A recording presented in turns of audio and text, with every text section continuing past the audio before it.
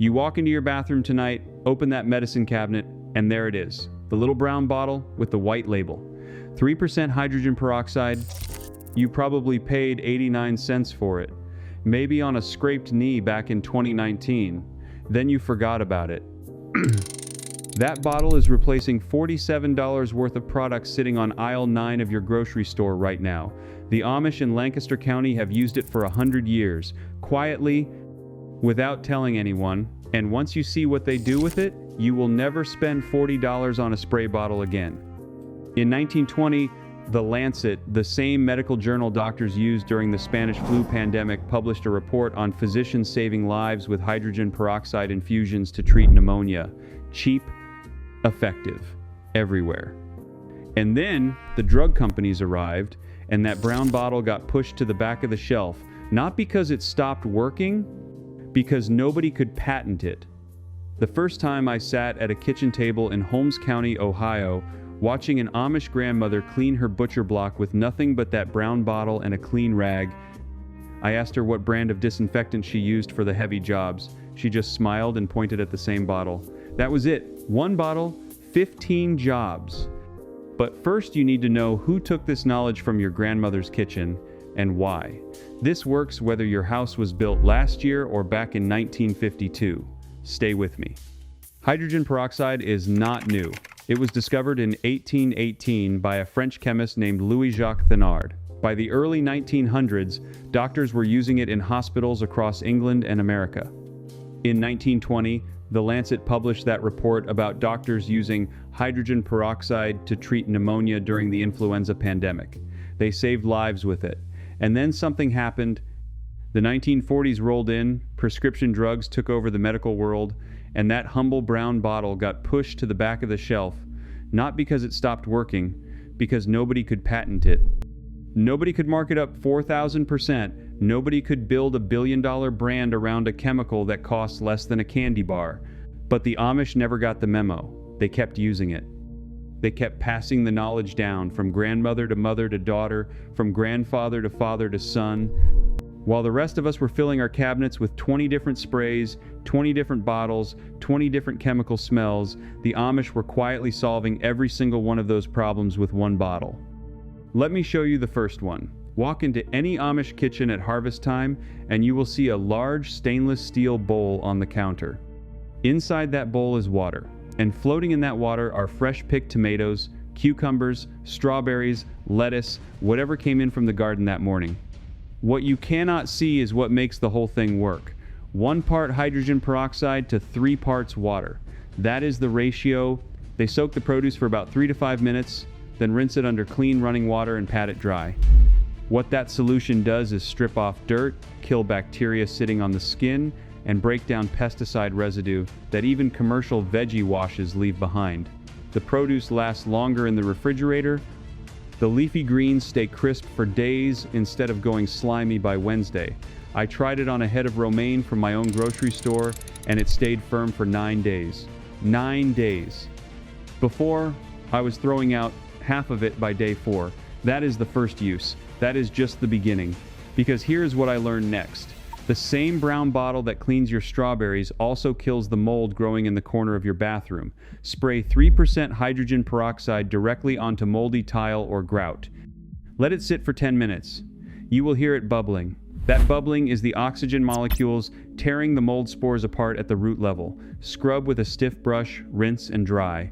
The mold is gone. Not covered up. Gone. And I want you to think about something for a second. The bathroom mold spray you buy at the store. $7, maybe $8. Smells like a chemical factory. Warning labels all over the back. Now compare that to a bottle of peroxide that costs you under $1 and works just as well, if not better. Use number 3 is whitening your grout. Mix equal parts hydrogen peroxide and baking soda into a paste. Spread it along the grout lines with a small brush. Let it sit for 10 minutes. Scrub with an old toothbrush and rinse. Grout that has been gray and grimy for 15 years comes back almost white. Use number 4 is cleaning the inside of your slow cooker. Same paste, peroxide and baking soda. Spread it inside the stained ceramic crock. Let it sit for an hour. Scrub with a non-abrasive sponge. Those brown burned-on rings around the inside disappear. Use number 5 is sanitizing your kitchen cutting board. After cutting raw chicken or pork, spray straight peroxide on the board. Let it foam for 2 minutes. Rinse. The board is disinfected at a hospital-grade level. Not because I am exaggerating, but because a 2024 study in the American Journal of Veterinary Research confirmed hydrogen peroxide kills over 90% of natural bacteria at the right concentration and exposure time. That is published science. Use number 6 is laundry.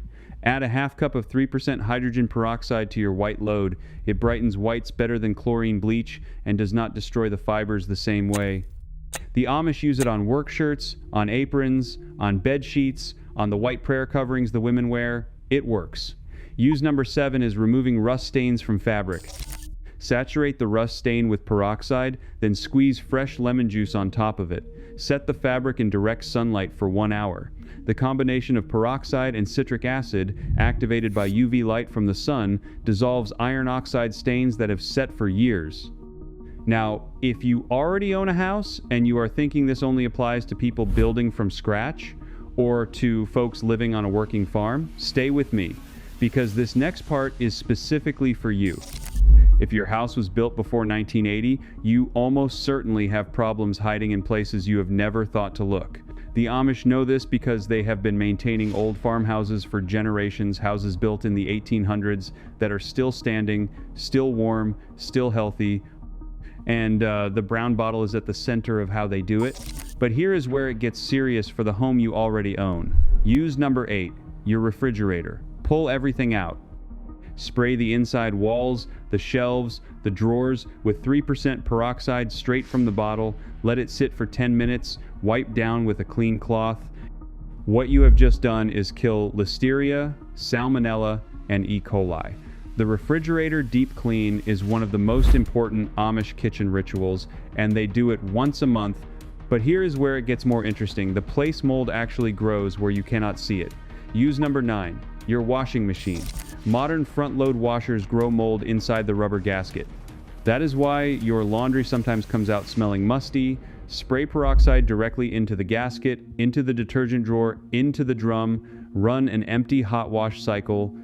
The mold is gone and the smell goes with it. Use number 10, your dishwasher.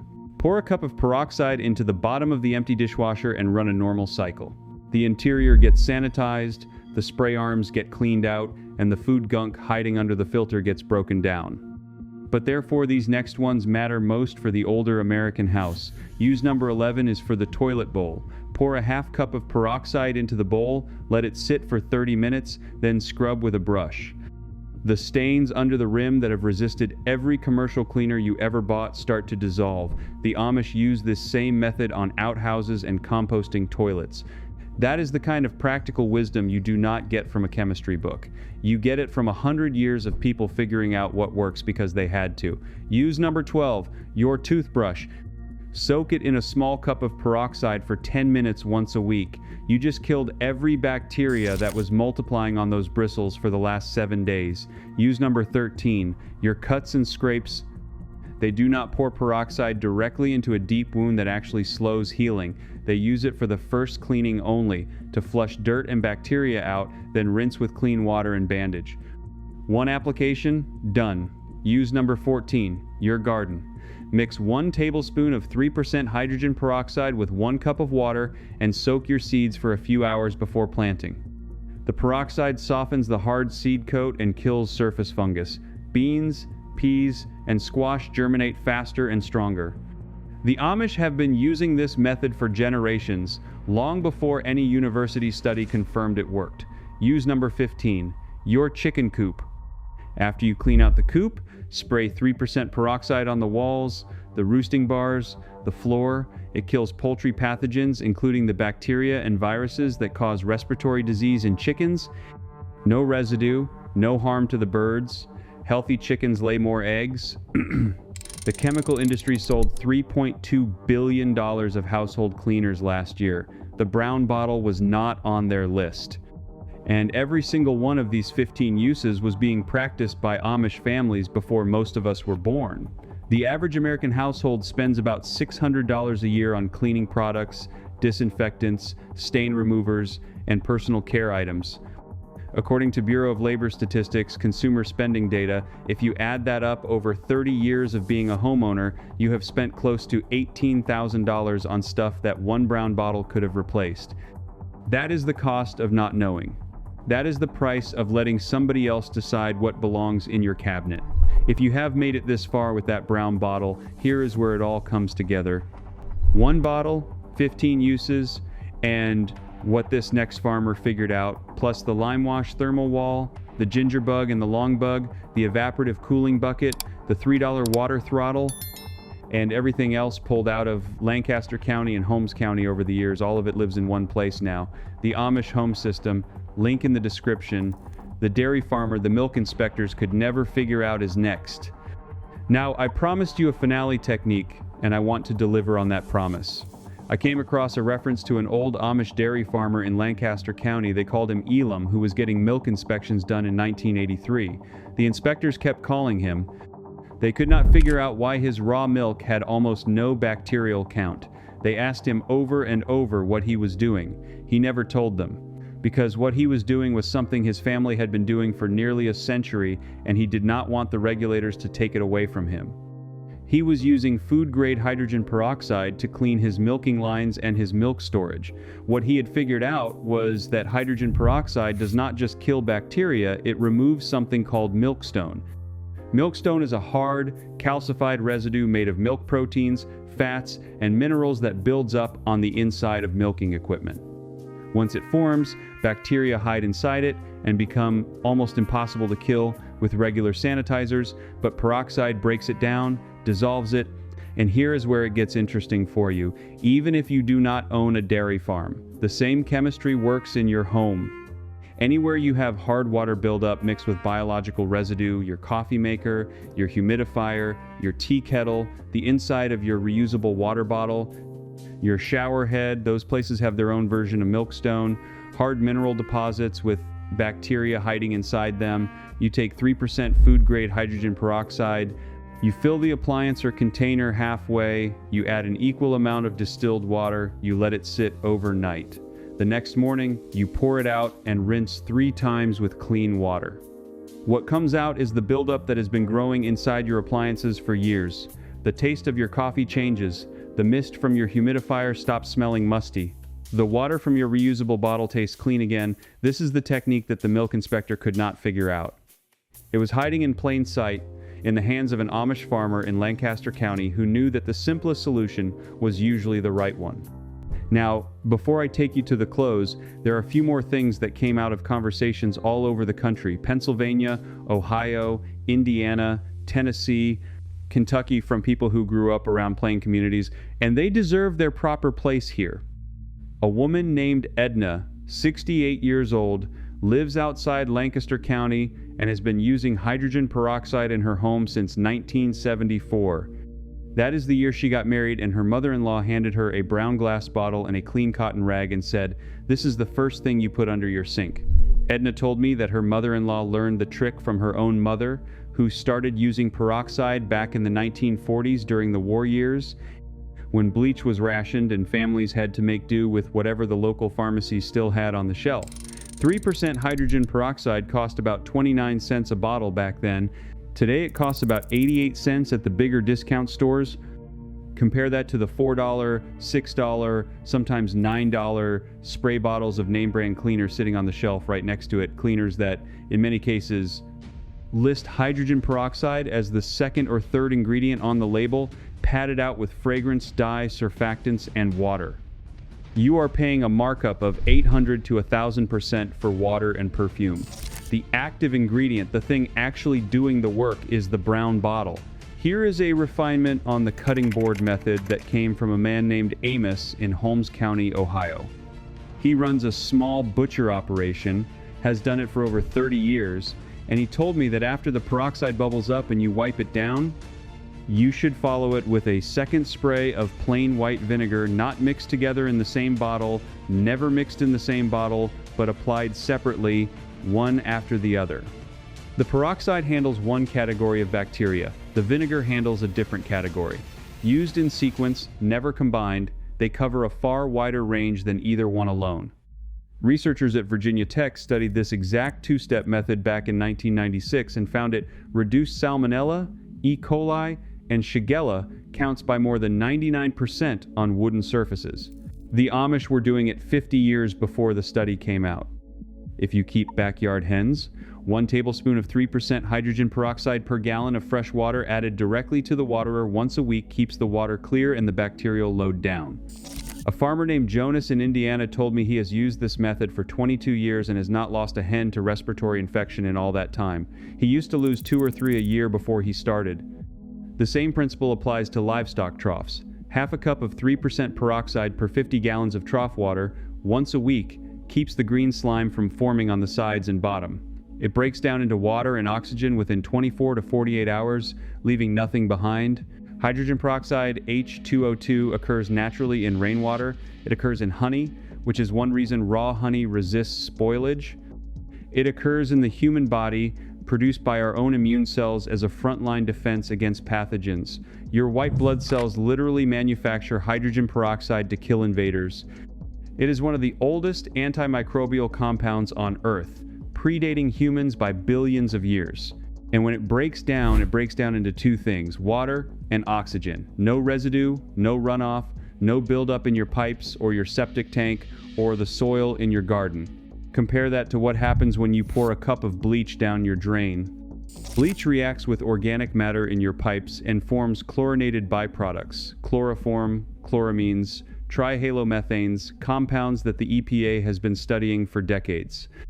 The Amish figured out a long time ago that whatever you put on your counter, you are also putting in your air, your water, and eventually your body. They chose the brown bottle for a reason. One final tip, your dish sponge. By every microbiological study ever done on it, the single dirtiest object in the average American home, dirtier than the toilet seat. A 2017 German study found over 360 different species of bacteria living in the average used kitchen sponge, with concentrations rivaling those found in raw sewage. The Amish solution is simple. At the end of the day, every day, you soak the sponge in a small bowl of 3% hydrogen peroxide for 10 minutes. Squeeze it out and let it air dry overnight on a wire rack, not in a closed sponge holder where moisture gets trapped.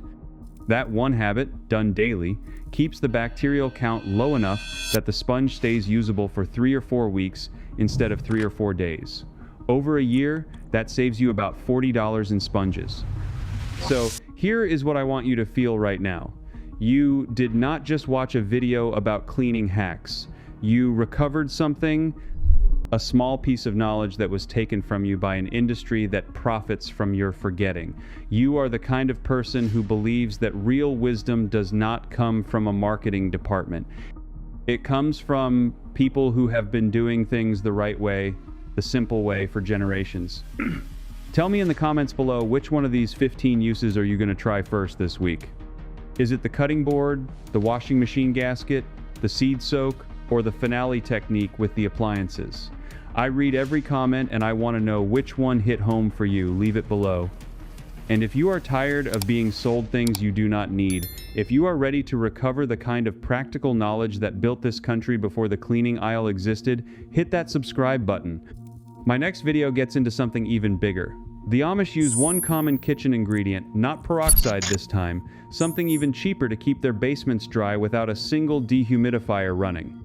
I will show you the exact method, the exact ratio, and the exact spot in your basement where it has to go. That video is coming next.